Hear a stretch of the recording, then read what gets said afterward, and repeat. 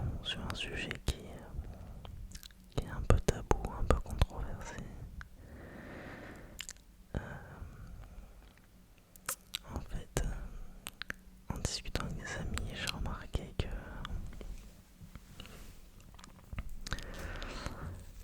quelque chose d'assez symptomatique. Euh, C'est que certains, je trouve, manquent un peu d'ego. Et alors, qu'est-ce que j'appelle l'ego? euh, C'est qu'en fait, l'ego est perçu de manière très péjorative. Aujourd'hui, quand on parle d'ego, on a tout de suite, un peu cette vision un petit peu biaisée de l'ego, comme quoi en fait il n'a rien à faire là, et que dans la plupart des situations en fait il pose problème lorsqu'il intervient et lorsqu'on parle de lui.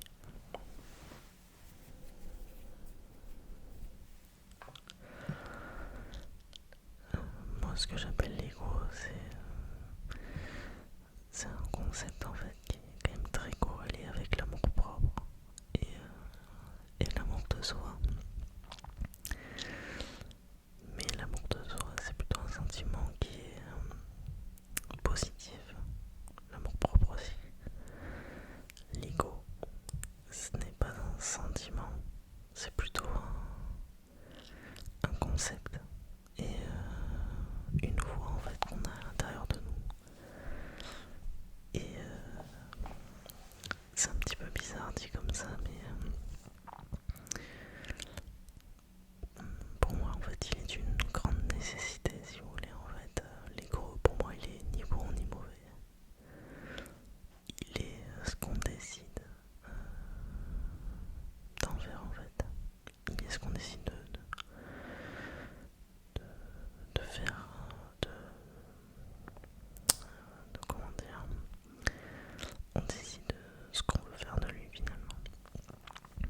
Et là où il peut être mauvais, c'est quand il prend suffisamment le dessus pour décider de faire ce qu'il veut de vous. Je sais pas si vous voyez la nuance un petit peu. En fait, tout ça, c'est des réflexions que j'ai de temps en temps. Et je réfléchis beaucoup par rapport à ça, parce que c'est quand même important en fait. Je trouve que c'est ce qui façonne notre environnement, notre perception de l'environnement, notre réalité, nos relations, qu'elles soient amoureuses, amicales. Et mon but, ça va être de vous apporter en fait des éléments par rapport à moi, mon histoire. Donc ça va pas être quelque chose d'objectif, ce sera quelque chose de subjectif. Donc vous avez le droit de pas être d'accord avec moi. C'est tout à fait normal. Maintenant, si je vous en parle, c'est aussi pour que certains en fait puissent y réfléchir, puissent conceptualiser et se rassurer vis-à-vis des situations où ils pensaient que ce qu'ils ont fait était juste et on a fait taire leur ego. Et donc en fait ils ont cru que cette situation en fait c'était eux le problème, alors que non. La plupart du temps ce n'est pas forcément vous le problème en fait. Quand vous arrivez à un point en fait où vous posez la question de est-ce que c'est vous le problème, c'est que souvent c'est pas vous le problème.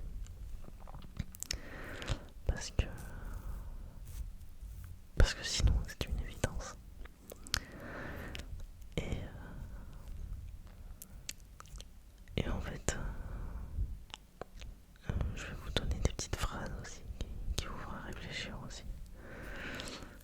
Du style alors ça peut être garçon ou fille, attention.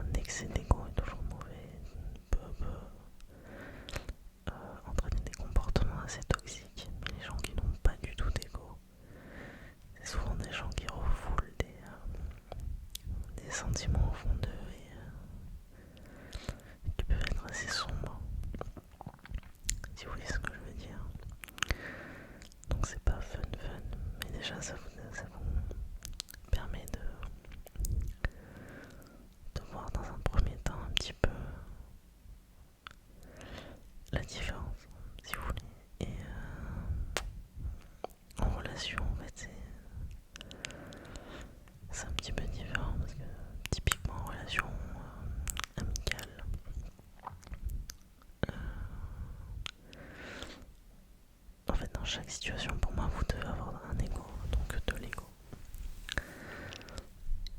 Et on peut vous dire que vous avez trop de fierté, mais la plupart du temps, c'est pas le cas. C'est juste que les gens sont pas habitués en fait à avoir quelqu'un en face d'eux qui se respecte. Si vous voulez, c'est assez particulier. Prenons exemple le temps. Dans votre travail, les gens en fait réagissent, vont se comporter différemment selon moi, dans la manière dont vous apportez de l'importance à votre temps. Exemple, un collègue serait plus susceptible de vous solliciter de plus en plus s'il voit que vous dites oui à tout et que vous accordez un peu d'importance à votre temps. Et pareil pour votre patron d'ailleurs, qui vous demande de rester 1 heure en plus. La vérité c'est qu'il faut rien lâcher en fait, parce que le temps est la ressource la plus chère dont vous disposez. C'est la denrée la plus rare et la plus précieuse que vous pouvez avoir sur Terre. Et ne laissez personne vous enlever votre temps.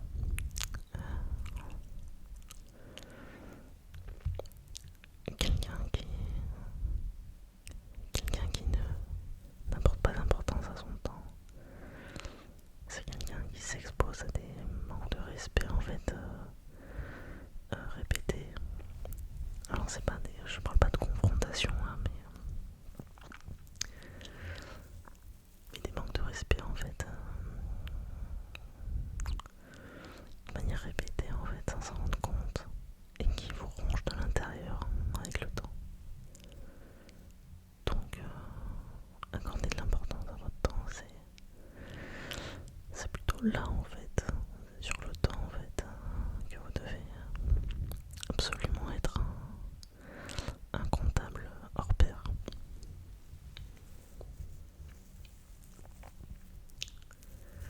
Et donc pour moi ça fait partie en fait de cette réflexion d'avoir de l'ego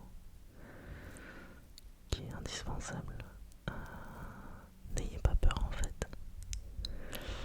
Je sais que ça peut freiner certaines personnes, mais c'est ce que je disais en fait, l'ego c'est vous décidez en fait ce que vous voulez en faire, et la plupart du temps l'ego c'est du bon sens et il est étroitement lié avec la justice, la vision que vous avez de la justice en tout cas, donc de ce qui est juste et pas juste. Donc tout n'est pas noir ou blanc la plupart du temps, la réalité est très nuancée, mais c'est hyper important en fait d'avoir un ego pour avoir une vision de la justice en fait qui n'est pas biaisée. Et il doit être... et ça se travaille en fait, si vous voulez, ça se travaille, ça demande de la réflexion vis-à-vis de soi, des remises en question. Mais c'est primordial. Je vous donne un exemple en fait personnel que j'ai eu. Donc une histoire que j'ai eue, je dirais, il y a 1 an ou 2. C'est assez clivant, certains ne seront pas d'accord, mais pour moi ma réaction était la plus juste en fait à avoir. Et donc pour vous raconter, à l'époque je parlais qu'une fille sur les réseaux qui était aussi dans mon école. Et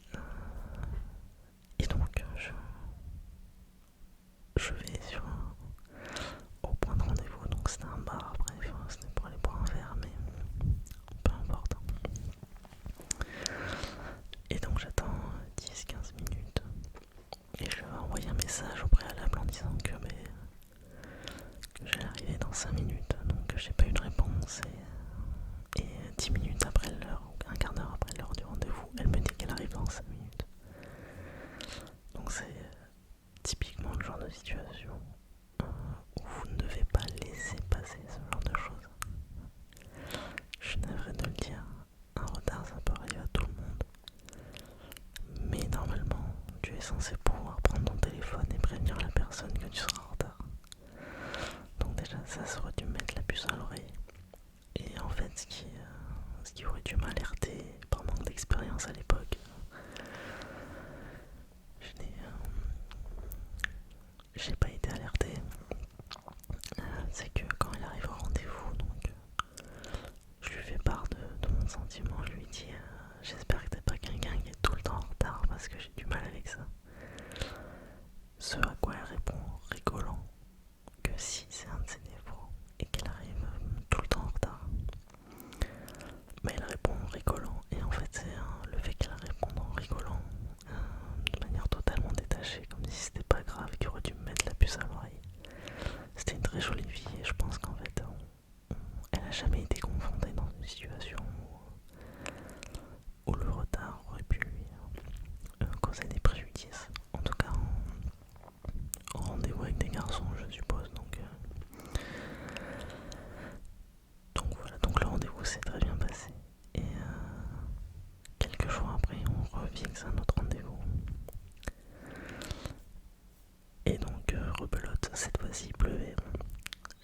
Donc c'était encore plus un élément en fait qui rajoutait un peu de dramatique à la situation, c'est qu'il pleuvait. Donc je vais sur le point de rendez-vous tout en prévenant 5-10 minutes que ok je serai à l'heure, donc où est-ce qu'elle en est. Et j'attends donc sous un petit abri. Je sais plus, c'est un abri de tram ou un truc comme ça à Bordeaux. Et donc j'attends gentiment. Et je vois qu'au bout d'un quart d'heure, je n'ai pas de nouvelles d'elle. Et là en fait, normalement ça doit déclencher en vous un engagement qui est assez fort. Cet engagement c'est de se dire en fait je suis capable d'accepter certaines choses, mais là ça va au-delà en fait. Et je pense que vous êtes beaucoup trop à accepter, à laisser passer des choses qui doivent pas, qui sont parfois très petites en fait, et qui peuvent paraître insignifiantes, mais qui ont un sens et qui peuvent avoir des conséquences à long terme qui sont folles. Et donc à ce moment-là, j'ai décidé de pas envoyer de message et je suis parti. Sans rien dire. Donc 25 minutes après, donc 20 minutes après que je sois parti, donc ça faisait 25 minutes de retard. Donc elle me dit désolé, j'arrive dans 5 minutes, je suis en retard, bref. Donc moi j'étais déjà parti, j'étais déjà rentré. Non, j'étais même pas rentré, je suis allé boire un verre, je suis allé directement rejoindre mes amis que je devais rejoindre après. Et donc j'ai pas répondu à son message de la soirée. Elle m'a envoyé un message assez saillant et très comment dire, très virulent, auquel j'ai pas répondu non plus. Et puis finalement, donc ça c'est marrant parce que ça a créé un débat dans mon groupe d'amis. Alors certains disent que j'ai bien réagi, d'autres disent que j'ai réagi de manière excessive. Ne doutez pas de vous dans ce genre de situation. Si vous pensez que c'est juste pour vous, c'est que c'est probablement le cas. Et demandez-vous si accepter ça, est-ce que sur le long terme ce serait rentable pour vous d'un point de vue sentimental, amour de soi, relationnel. Est-ce que si vous acceptez ça, vous prenez pas le risque derrière de commencer une relation avec quelqu'un qui déjà de base franchit certaines limites qui vous sont assez chères finalement. Vous voyez ce que je veux dire? Et n'ayez pas peur de penser que n'ayez pas peur en fait de la confrontation ou de la discrétion en fait. Adopter un comportement discrétif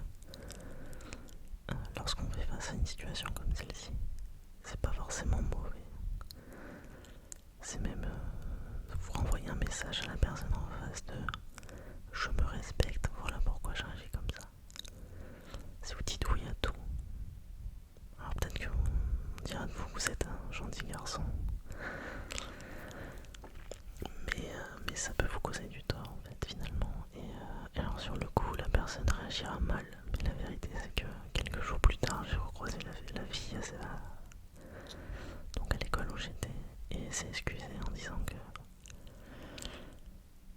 donc elle m'a posé la question pourquoi j'ai jamais répondu à son message, et je lui ai dit est-ce que j'ai une raison, est-ce que j'ai des raisons à ne pas répondre à ton message. Et donc elle s'est excusée, elle a dit je suis d'accord avec toi, tu m'avais prévenu, enfin bref. Et on est vite passé à autre chose et tout, donc finalement je pense que ça aurait été encore plus dramatique en fait que je laisse passer ça, que si je l'avais pas laissé passer. Et en amitié c'est pareil. En relation amoureuse c'est un petit peu différent parce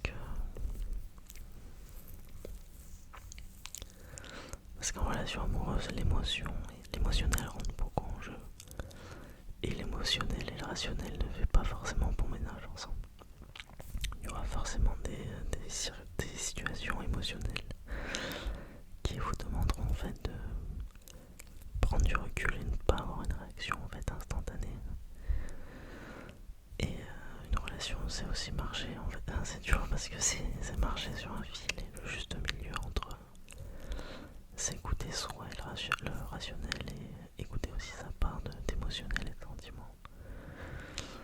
C'est des choses encore différentes. Ça demande de prendre sur soi, de faire des efforts.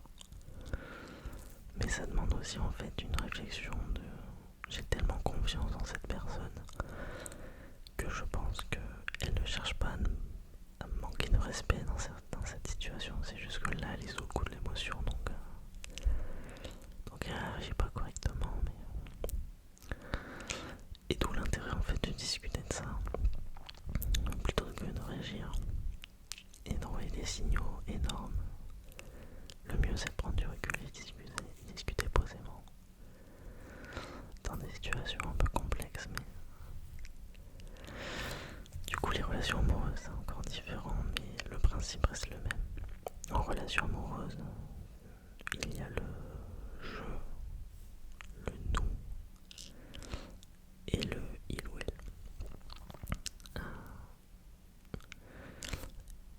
Certaines personnes en fait sacrifient le je pour le nous, ce qui est pour moi en fait un auto-sabotage en fait, une catastrophe de faire ça. Continuez à cultiver votre jardin en fait quand vous êtes en relation, parce que c'est ce qui vous construit vous en fait. Et s'il n'y a plus de jeu, il n'y a plus de nous. Vous comprenez ce que je veux dire? Donc c'est important en fait de garder un jeu et donc de garder un ego.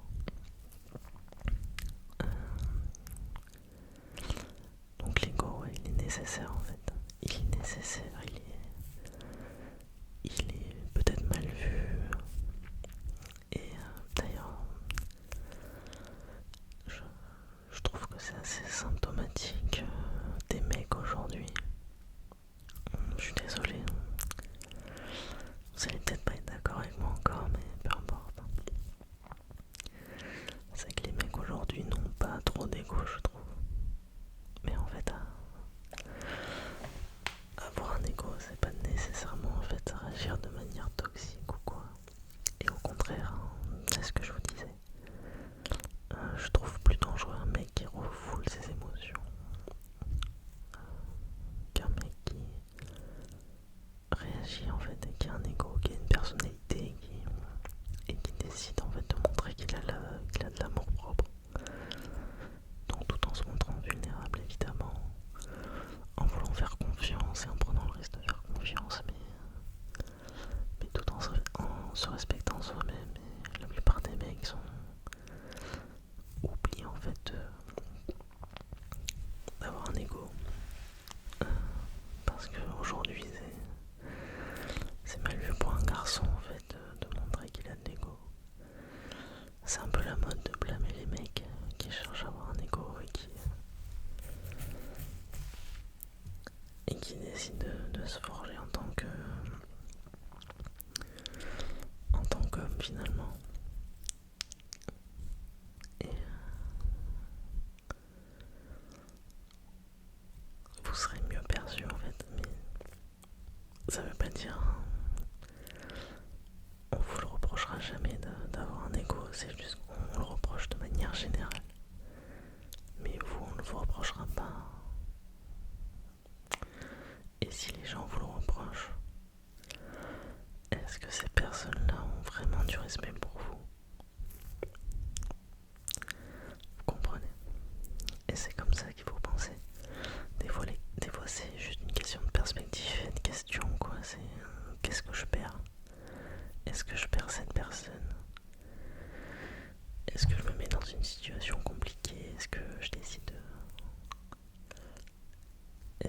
décide, par exemple, je reprends l'exemple du travail. Si je décide de dire non à mon patron qui me demande de rester plus tard, sans prévenir, etc., est-ce que je mets en danger mon emploi? Est-ce que c'est mieux de mettre en danger mon emploi et la manière dont mon patron me voit? Ou est-ce que c'est plus dangereux de mettre en danger mon intégrité personnelle? Posez-vous les bonnes questions. Et la plupart du temps, il n'y a pas de confrontation. Parce que quand vous dites non et que vous pensez à vous, les gens peuvent réagir de manière instantanée. Mais si vous restez stoïque et que vous adoptez une position assez stoïque et assez affirmée, il ne vous arrivera rien. Parce que vous avez le droit, en fait, d'être respecté si vous choisissez qu'on vous respecte. Vous comprenez, on dramatise énormément. Mais la vérité, c'est que le drame, il est ailleurs, quoi. Il est dans la non-réaction.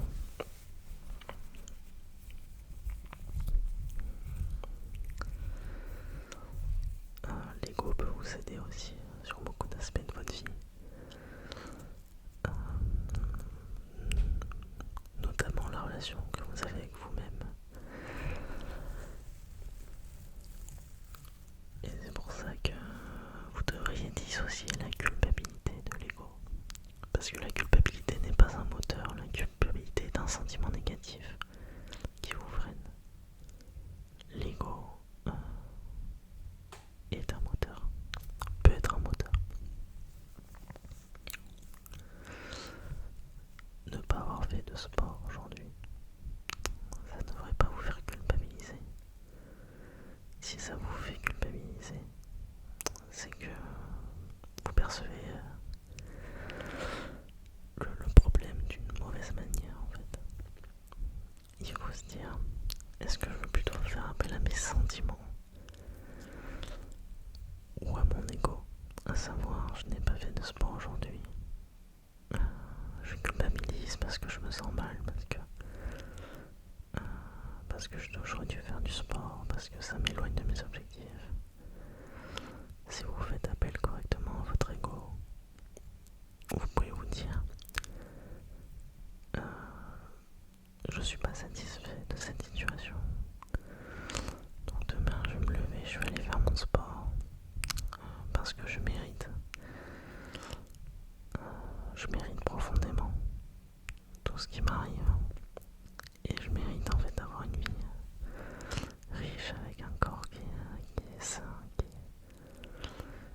qui me plaît. Enfin, vous avez compris le principe. Donc il change la relation que vous avez avec vous-même. Il vous empêche de...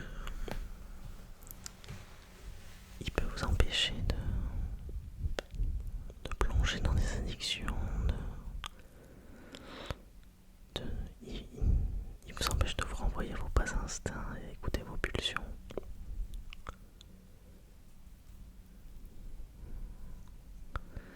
Alors ça dépend des pulsions évidemment,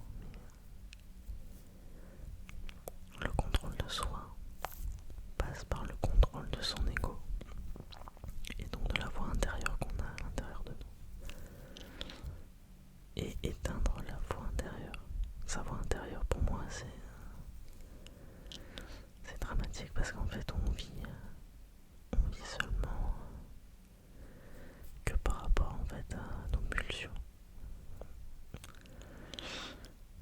Et nos pulsions, le cerveau, il a besoin d'être fake un peu des fois quoi. Il a besoin d'être faussé un petit peu.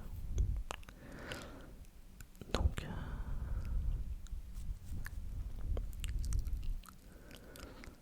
voilà, donc très important. Donc dissocier la culpabilité de l'ego, c'est deux choses différentes.